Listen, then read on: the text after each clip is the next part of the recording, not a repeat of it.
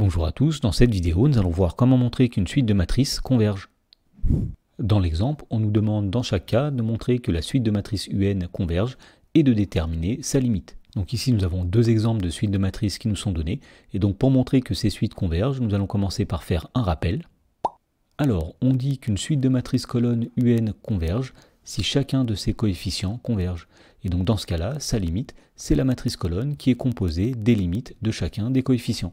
Alors voyons comment appliquer ce rappel dans la première question. Ici nous avons une suite de matrices colonnes à deux lignes, et donc pour montrer qu'elles convergent, il suffit de montrer que chacun des coefficients définit une suite convergente.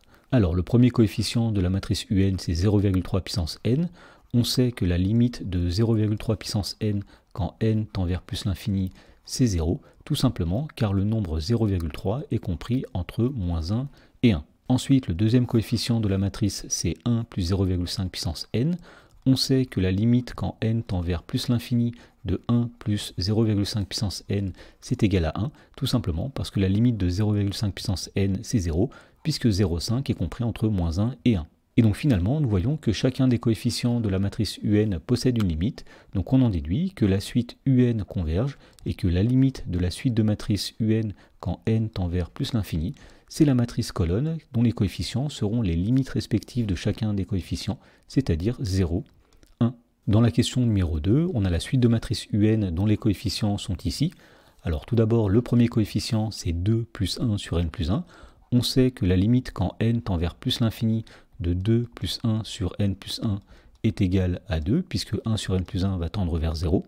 Ensuite, le deuxième coefficient de la matrice UN, c'est 4 plus 2 multiplié par 0,1 puissance n, et on sait que la limite quand n tend vers plus l'infini de 4 plus 2 fois 0,1 puissance n, c'est 4, tout simplement, puisque 0,1 puissance n va tendre vers 0 quand n tend vers l'infini, puisque 0,1 est compris entre moins 1 et 1. Et donc la limite sera 4 plus 2 fois 0, c'est-à-dire 4. Et enfin, le dernier coefficient de la matrice UN, c'est 1 moins 2 tiers à la puissance n, et on sait que cette suite possède une limite quand n tend vers plus l'infini, et que cette limite est égale à 1, tout simplement, puisque 2 tiers puissance n tend vers 0 quand n tend vers plus l'infini. Voilà, donc on constate que chacun des coefficients de la matrice UN converge, donc on en déduit que la suite UN elle-même converge, et donc la limite quand n tend vers plus l'infini de UN sera la matrice colonne dont les coefficients sont les limites obtenues, c'est-à-dire 2, 4 et 1.